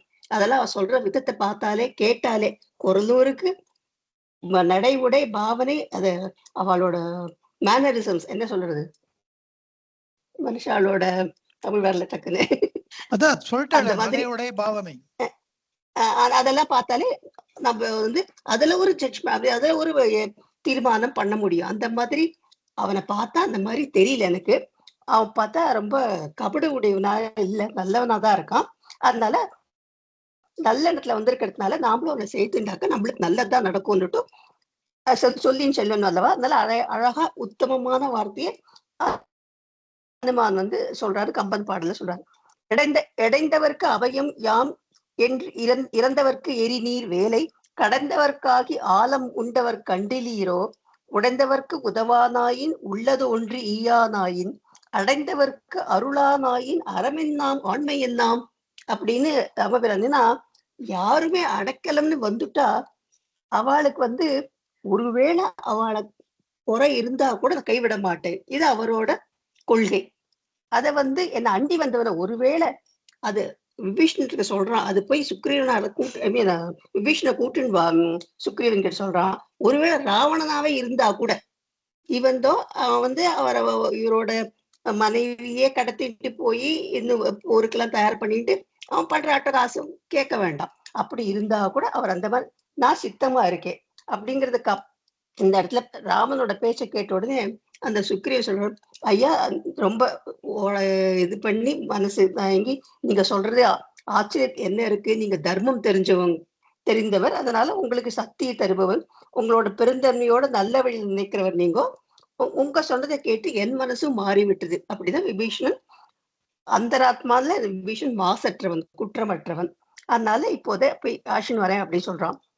கார்கடல் கமலம் பூத்ததென பொலிய கண்டான் விபீடனன் ராமனை கருங்கடலில் பூத்த தாமரை போல பொலிவுடன் நிற்பதை காண்கின்றான். அந்த மாதிரி அவர் எப்படி ஒரு நாள் அவரை பார்த்த உடனே அந்த கார்கடல்ல ராமர் பத்திர உங்களுக்கு தமிழ் அதை பத்தி நான் எக்ஸ்பிளைன் பண்ண வேணாம். அந்த மாதிரி இருக்கிறத பார்த்து அவ்வளோ அடிமரம் சாஞ்சா மாதிரி விழுந்து வணங்குறாராம். பின்னாடி சொல்லுவா அந்த ராஜ்யத்தை அப்போ ராமர் என்ன சொல்றார், குகனோடும் ஐவரானோம் முன்பு பின் குன்று சூழ்வான் மகனோடும் அறுவரானோம் எம்முறை அன்பின் வந்த அகனமர் காதல் ஐய நின்னோடும் எழுவரானோம் புகழரும் காணம் தந்து புதல்வரால் பொலிந்தான் நுந்தை. அதுலதான் இருக்கிறதே ஒரு அழகு. நாங்க முதல்ல 4 பேர் தான் பிறந்தோம் அண்ணா தம்பிகளா, குகனை சேர்த்துண்டு 5 பேரான சகோதரர்கள். அப்புறம் சுக்ரீவன் சரணாகதி பண்ணதப்புறம் அவனையும் சேர்த்துண்டு அவனையும் தம்பி மாதிரி எடுத்துட்டு 6 பேரான சகோதரர்கள், ஒன்னோடு சேர்த்து 7 பேர் ஆயிட்டோம் அப்படிங்கிறார். அவன் மேல வரங்கள் வாரி அன்னை தாளிலை சேர்ந்து அப்படியே வீழ்ந்தான் விபீடன். நான் நாய் போல ரொம்ப என்ன சொல்றது, ரொம்ப கடைப்பட்ட ஆளு. என்னை கூட நீ இவ்வளோ ஒரு நல்ல மனசோட சகோதரனா ஏத்துக்கிறதுங்கிறது ரொம்ப ஹை லெவல். ஓகே காப்பாத்துறேன் அந்த மாதிரி வெறுமை சொல்லாம என்னையும் சேர்த்து உன்னோட சேர்த்து நாங்க எழுதுறாங்கன்னு சொல்றது ரொம்ப அவனை ரொம்ப அது நெகிழ வைத்தது. அந்த மாதிரிதான் அவன் முடிச்சு ஊட்டிக்கிறதுக்கு கூட பரதன மாதிரி எனக்கு கிரீடெல்லாம் வைக்காதீங்கோ, உங்க கழலணி பாதுகை கொடுங்கோ, அததான் நான் வச்சுட்டு ராஜ்யபாலம் பண்றேன்னா அப்புறமா அவனுக்கு கொடுக்கச்சு கேட்கறது அது மட்டும்தான். எனக்கு தலையில கிரீடம் வச்சு, கிரீடம் எது, ராமனோட பாதுகை. அவ்வளோ ஒரு மரியாதை, அவ்வளோ ஒரு அன்பு. அதனால்தான் விபீடனுக்கு அண்ணல் மீதான பக்தி ரொம்ப ஜாஸ்தி. ஆனாலும் சர்வலோக சரண்யாய ராமனிடம் என்னை பத்தி சொல்லுங்கச்ச ஃபுல்லா என்ன ஆராதனை பண்ணிட்டேன், கம்ப்ளீட்டா நான் சரண்டர் ஆயிட்டேன். பகவான் சொல்லச்ச கூட சொல்லுவார், நீ சரணாகதி ஃபுல்லா அடைஞ்சுட்டேன்னா உனக்கு சந்தேகம் வரக்கூடாது. என்னால இவ்வளவு பண்ணுனேன், இவ்வளவு மெடிடேஷன் பண்ணுனேன், இவ்வளவு நாள் நானும் பண்ணுனேன், அதை பண்ணுனேன் இதை பண்ணுனேன் சொல்றேன், ஆனாலும் எனக்கு ஒன்றும் தெரியலையே, ஒன்றும் கிடைக்க மாட்டேங்கிறது. ஏன்னா ஃபர்ஸ்ட் ஆஃப் ஆல் நம்ம பண்ணது கம்ப்ளீட்டா பண்ணமா எல்லாம் பண்ணமாங்கிறது, ஆனா கிடைக்கும். பகவான் சொல்லியிருக்கார் அந்த மாதிரி ஆத்ம இது வேணும்னாக்க திருப்பி திருப்பி நம்மளை பத்தி எண்ணத்துக்காக எதற்காக யோசனை பண்ணணும், அந்த ஒரு நம்பிக்கையும் அதுல விடாப்பிடியா இருந்தாதான் பண்ணா. அப்படின்னா அந்த மாதிரி பண்ண வருது. சரணாகதினா என்ன, வெறுமை சும்மா நான் சரணாகதி பண்ணிட்டு காலில் விழுறது இல்லை. காலில் விழுந்து நமஸ்காரம் பண்றதுங்கிறது வெறுமை வெளிப்படையாதான் அது. ஆனா பண்ணணும்னா மனசார பண்ணணும், மனசுல சரணாகதி பண்ணணும். மனசுல இருக்கிற எண்ணங்கள் அறுத்தாதான் அகந்தை ஒழியும். நம்ம உள்ளுதனார்புல படிச்ச மாதிரி அந்த எண்ணம் என்ன நான் சரணாகதி பண்ணாங்க, நான் கிடையாதுங்க. சரணாகதி பண்ணணும் எல்லாத்தையும், உடல் பொருள் ஆவி எல்லாத்தையும் துறக்கிறது தான் சரணாகதி. அந்த மாதிரி எல்லாத்தையும் கொடுக்கணும். அதனால இந்த இடத்துல விபீஷணனை பத்தி அவர் விபீஷண ஆழ்வார்னே நிறைய இடத்துல பெரியாழ்வார் திருவரங்கத்துல சொல்லியிருக்கார். ஏன்னா சாதாரண மக்களா பிறந்துட்டு ராமர் மேல பக்தி வச்சுட்டு பண்றது வேற, இவன் பிறந்த இடமே வேற, அவன் வாழ்ந்த சூழ்நிலையே வேற. ஆனாலும் அதுல தனி துருவமா தனியா ஒளி வீசின்னு இருந்தான். அதனால விபீஷணன் ரொம்ப அந்த சரணாகதி முக்கியத்துவம் அதுல கொடுத்திருக்கான். இதோட நான் எனக்கு தெரிஞ்சது ஏதோ சரியா சொன்ன மாதிரியா தெரியல எனக்கு. பொறுமையா கேட்டுட்டு இருந்ததுக்கு எல்லாருக்கும் நன்றி. நமஸ்காரம் சார். சந்தோஷம் மேடம், சந்தோஷம். ஈஸ்வர You are சரணாகதின்றது ஆ. ஓ இல்லையே, நான் அன்மியூட்ல தான் இருக்கேன். இல்ல இப்போதைக்கு இப்ப கேக்குறது. ஸோ விபீஷண சரணாகதி ராமாயணத்திலேயே ரொம்ப ரொம்ப ரொம்ப விசேஷமா சொல்லப்படுவது. இதுல எனக்கு என்ன ரொம்ப ஸ்ட்ரைக்கிங்கா இருந்ததுன்னா, ராமபிரானுடைய ஒரு பெரிய குணம், நல்ல குணம், எல்லார் சொல்றதையும் காது கொடுத்து கேட்டுக்கிறது. அதுக்கப்புறம் இவா சொன்னா அவா சொன்னான்னு அதனால இன்ஃப்ளூயன்ஸ் ஆயிடாம, இவா நமக்கு வேண்டியவா, இவா நம்மளுக்கு இது வேணா, இவா எப்படி தப்பா தான் சொல்லுவா, அவர் எப்பவுமே சரி, அது மாதிரிலாம் எதுவுமே வச்சுக்காம எல்லார்கிட்டையும் சொல்றதெல்லாம் கேட்டுண்டு இண்டிபெண்டா தனக்கு என்ன சரின்னு படுறதோ அதை தைரியமா எடுக்கிறது. ஆனா மற்றவ எல்லா இன்புட்ஸையும் சேர்த்து அதை ஒரு பேசிஸா வச்சுன்னு எடுக்கிறது. இது வந்து ஒரு தலைவன் வெளிப்படுத்த வேண்டிய ஒரு குணாதிசயம். எல்லாரும் சொல்றது அவாவா எக்ஸ்பர்ட் ஃபீல்ட்ல, நான் டெக்னிக்கல் எல்லாத்தையும் கேட்டுக்கணும். நம்ம இண்டிபெண்டா டிசைட் பண்ணணும் எது நல்லதுன்றத. எதனாலையும் எதுக்கும் கட்டுப்படாமல் நமது உள்ள நேட்டிவா நமக்குள்ளே இருக்கின்ற அறிவு நமக்கு எப்படி வழிகாட்டுகின்றதோ அப்படி பண்ணணும். அப்படிப்பட்டவன் தான் நல்ல தலைவனா இருக்க முடியும். ராமபிரான் அது மாதிரியான குணாதிசயங்களை நிறைய வெளிப்படுத்தி இருக்கார். இப்போ நிறைய இடங்கள் இருக்கு. காட்டுல பரதாழ்வார் நாட்டுக்கு வாங்கன்னு கூப்பிட்ட போதும் எல்லார் கருத்தையும் கேட்டுட்டு தான் கடைசியில தான் அவருடைய கருத்தை சொல்றார். சீதை வந்து காட்டுல இவர் முனிவர்களுக்கெல்லாம் நான் அரக்கர்களை ராட்சசர்களை எல்லாம் கொண்டு உங்களை யாகம் ஹோமம் எல்லாம் நல்லா நடக்கிறதுக்கு ஹெல்ப் பண்றேன்னு பிராட்டியார் கேட்கிறா. நம்ம அவ நம்ம கிட்ட சண்டைக்கு வரல, நீங்க ஏன் போய் அவளை போடுறேன்றீங்க, அதுக்காக நம்ம இப்ப காட்டுக்கு வந்தோன்றா. காது கொடுத்து கேட்டுக்கிறார். அவர் அப்புறம் சண்டைக்கே போல. அவர் வாக்கு கொடுத்தாரு, ஆனா அதை நிறைவேற்றினதா தெரியல. பிராட்டியார் வார்த்தைக்கு தான் மரியாதை கொடுத்தார். என்ன சொல்லலாம் அவர் சொல்றது. அப்போ இவர் ஆனா சால்சாப்புக்கு ஏதோ ஒரு காரணம் சொல்றார். நான் நாட்டுக்கு ராஜா, காட்டுக்கு வந்தாலும் நான் ராஜாவை ரெப்ரசன்ட் பண்றேன். நான் எப்படி தர்மத்தை விட்டுற முடியும், சத்திரிய தர்மத்தை என்னால விட முடியாது, நலிந்தவர்களுக்கு உதவுவதும் துஷ்டர்களை நிகிரகம் பண்றதும் இதுக்கெல்லாம் தானே சத்திரியனா நான் பிறந்திருக்கேன் அப்படிலாம் பேசுறார். ஆனா காரியத்துல இறங்கல.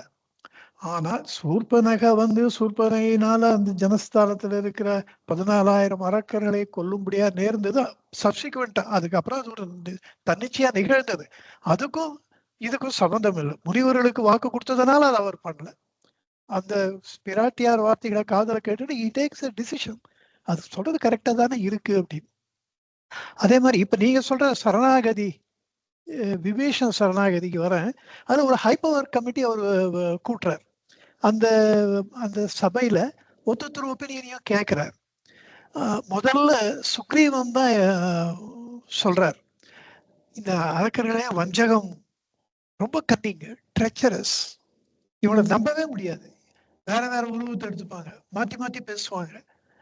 யார் கண்டா ராவணனே போனுட்டு நம்மள சைட்லயே பார்த்து நம்மளே கத்தி எடுத்து குத்துறதுக்கு அமுச்சு வச்சிருக்கானோ என்னமோ அப்படின்னு. we should not admit him கேட்டகாரிகளா சொல்றார் சுக்ரீவன். அவருக்கு அதுக்கப்புறம் அங்கதன் சொல்றார். அங்கதன் சொல்லும் போது என்ன சொல்றார், இது வந்து எனிமி கேம்ப்ல தான் வந்திருக்கான், எதிரிகளுக்கு உரியவன் தான் அவன், நம்ம எதிரியினுடைய தம்பி தான், நேர் தம்பி. ஆனா என்ன ஆதாரம் இருக்கு நம்மளுக்கு ராவணன் தான் இவனை அனுப்பிச்சிருக்கான்னு? ஒரேடியா தள்ளி போடுறது நியாயம் இல்லை. கொஞ்ச நாள் வச்சுட்டு பார்ப்போம், பிஹேவியர் ஸ்டடி பண்ணுவோம், நல்லா இருந்தா ஒத்துப்போம், இல்லைன்னா அனுப்பிச்சுடலாம். அது சரபன்னு அவர் ஒரு பெரிய தலைவர் அந்த வானரங்கள்ல தளபதி, அவர் சொல்றார்.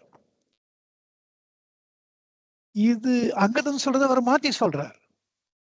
அது என்ன நியாயம்? ஒருத்தர் நீங்க ஜட்ஜ் பண்றேன்னு வச்சிருந்தீங்கன்னா அதுவே அவனுக்கு அந்த நீங்க ஜட்ஜ் பண்ற பீரியட் வரைக்கும் நல்லா பிஹேவ் பண்ணிட்டு அப்புறம் புத்திய எதுக்காக வந்தாலும் அந்த வஞ்சக எண்ணத்தை வெளிப்படுத்த முடியாதா?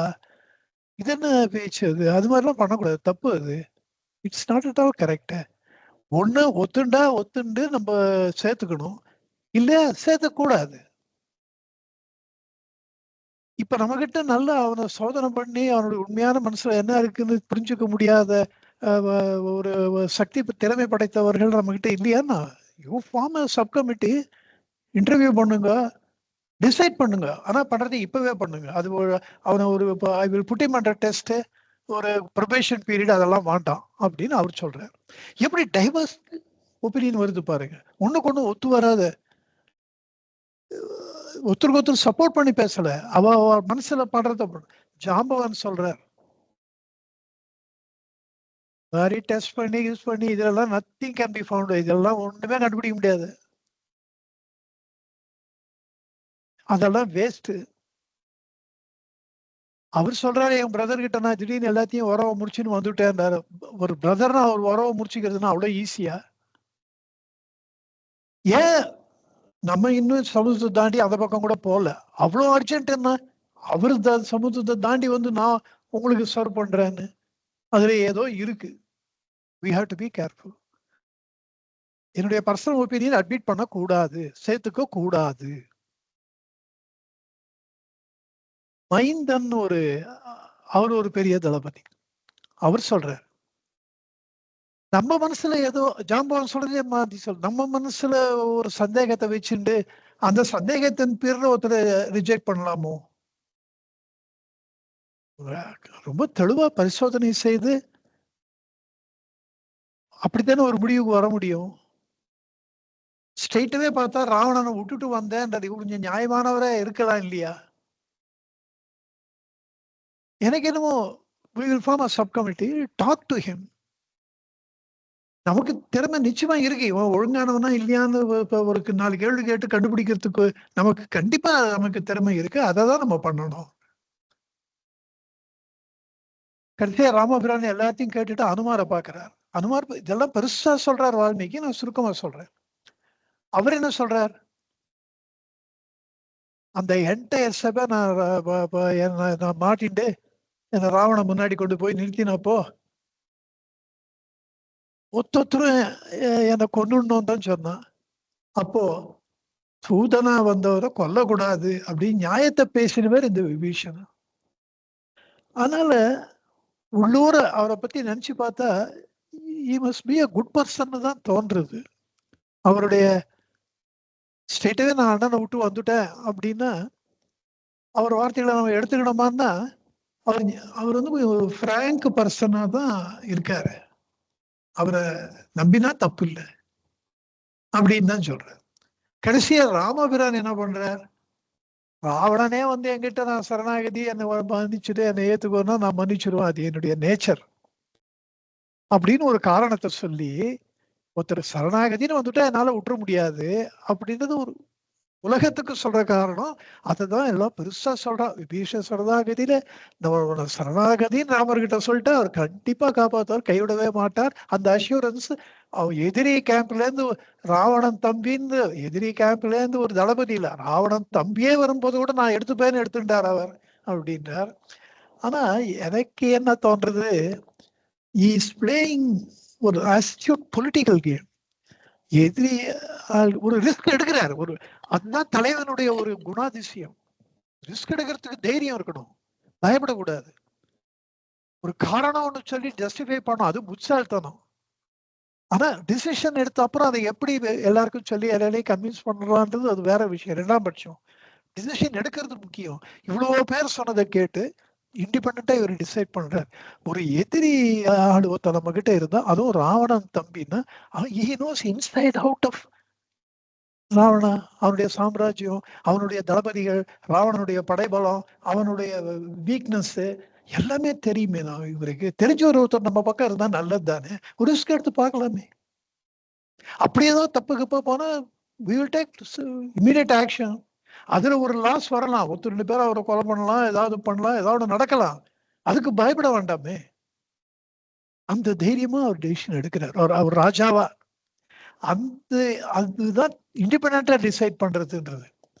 அப்படி பண்ணிட்டு அதனால அவருக்கு என்ன கெயின்னா, எவ்வளவோ ராணுவ ரகசியங்கள்ல அப்பப்போ விபீஷன் கொடுத்துட்டே இருக்காரு, இவளுக்கு சப்போர்ட் பண்ற. கடைசியா இந்திரஜித் ஒரு யாகம் பண்ண போது கூட அவன் இப்போ அவன் அதான் பண்ணிட்டு இருப்பான். மறைஞ்சிட்டு பண்றான். நம்ம போய் அவனை அந்த யாகத்தை தடுத்தாதான் நம்ம ஜெயிக்கும். அவன் யாகத்தை முடிச்சுட்டான்னா நம்ம ஜெயிக்கவே முடியாது. அப்படி ஒரு மோஸ்ட் இம்பார்ட்டன்ட் ஒரு ஒரு ஒரு ரகசியத்தை அவர் சொல்றாரு விபீஷணர். அதனாலதான் இவ ஜெயிக்க முடிஞ்சது. ஸோ அந்த டிசிஷன், ராமர் எடுத்த டிசிஷன் 100% கரெக்டா இருந்தது. அதுதான் தலைவன். இந்த குணம் பகவானுக்கும் ரொம்ப இருந்தது, அப்படியே இருந்தது. ராமபிரான் தான் பகவான் நான் சொல்றதுக்கு காரணம், எல்லார் சொல்றதையும் பகவான் கேட்டுப்பார். நான் தான் ஹெட்டு, நான் சொல்றதை நீங்க கேளுங்க அப்படி சொன்னதே கிடையாது. சாட்சாத் ராமபிரானா தான் வாழ்ந்தார். ஏன்னா ஈஸ்வரனுக்கு அந்த மாதிரியான சந்தர்ப்பங்கள் கிடைக்கல அந்த குணங்களுக்கு வெளிப்படுத்துறதுக்கு. ஆனா ராமபிரானுக்கு நிறைய கிடைச்சது. அது அப்படியே கொண்டு நம்ம கண் முன்னாலே நிறுத்தினார் பகவான்னு சொல்லி. ராமாயணத்துக்கும் பகவானுக்கும் அளவு கடந்த ஒரு சம்பந்தம் இருக்கு. ராமபிரான் தான் பகவானத்துக்கு நிறைய சொல்லலாம். நான் சொன்னேன் ஆரம்பத்துல, இப்படிதான் நிறைய சொல்லலாம். Give respect to others opinion. ஆனா take your own independent decision. அது பகவான் நிறைய பண்ணியிருக்காரு. அதுக்கெல்லாம் நிறைய நிகழ்ச்சிகள் இருக்கு. இன்னைக்கு நேரமா கடந்து விட்டது. ரொம்ப ரொம்ப சந்தோஷம் மேடம். நீங்க விபீஷண சரணாகதி அப்படி அந்த வார்த்தையை கேட்டாலே புண்ணியம்னுவா. இன்னைக்கு அதை நீங்க கொண்டு வந்தது ரொம்ப ரொம்ப சந்தோஷம். அடுத்த வகுப்பு we will go along with Thiruvundiyar செவ்வாய்க்கிழமை. ஆனா வெள்ளிக்கிழமை மறுபடியும் நம்ம இந்த ராமாயணத்தை தொடர்வோம். ப்ரொவைடட் நீங்க குரூப்ல யாராவது பேசணும்னு நீங்க உங்க விருப்பத்தை தெரிவிக்கணும். அப்படி ஒன்றும் யாருக்கும் அந்த ப்ரப்போசலே யாரும் வரலன்னா கண்டினியூ வித் திருவந்தியார். பட் என்னுடைய ஃபீலிங், ஒருத்தருக்கும் ராமாயணத்தை பத்தி ஏதாவது ஒரு ஒப்பீனியன் இருக்கும். கண்டிப்பா இதை சொல்லுங்க. This is the time. ஏன்னா ராமபிரானுடைய அந்த இன்று போய் நாளை வான்றது ஒரு பெரிய நிகழ்ச்சி முதல்ல பார்த்தோம். அப்புறம் விபீஷண சரணாகதியை பார்த்தோம், பரதாழ்வாரை பார்த்தோம், இப்படி ராவணக்கு நல்ல குணங்களை பார்த்தோம். இதுதான் நமக்கு நம்ம அறிவை தூண்டுவது, நம்ம சிந்தனையை தூண்டுவது, நம்மை நல்வழிப்படுத்துவது. இதை கண்டிப்பா தொடர்ந்து செய்யணும். அதுக்கு உங்களுடைய ஒத்துழைப்பு அவசியம். ஒரு வாரம் டைம் இருக்கு. அடுத்த வெள்ளிக்கிழமை யார் யார் பேச போறீங்கன்றத அப்பப்போ நீங்க குரூப்ல போட்டுருவோம். எல்லாருக்கும் ரொம்ப ரொம்ப ரொம்ப என்னுடைய மகிழ்ச்சியை தெரிவிச்சுக்கிறேன். You have made it so nice.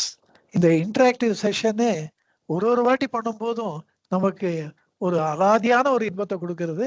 நம்மளாம் அடிக்கடி இதை அனுபவிக்கணும்னு சொல்லிட்டு இந்த வகுப்பை இதோடு நிறைவு செய்கிறேன்.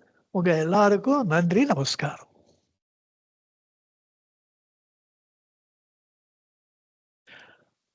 மீண்டும் மீண்டும் அடுத்த செவ்வாய்க்கிழமை சந்திப்போம். நமோ நமோ ரமணாய நமோ ரமணாய நமோ ரமணாய நமோ நமோ நமோ ரமணாய நமோ ரமணாய நமோ ரமணாய நமோ நமோ. சர்வே ஜனா சுகினோ பவந்து, லோகா சமஸ்தா சுகினோ பவந்து, சர்வசன் மங்களானி பவந்து. ஓம் சாந்தி சாந்தி சாந்தி. ஹரி ஓம் தத் சத். ஹரி ஓம் தத் சத். ஹரி ஓம் தத் சத்.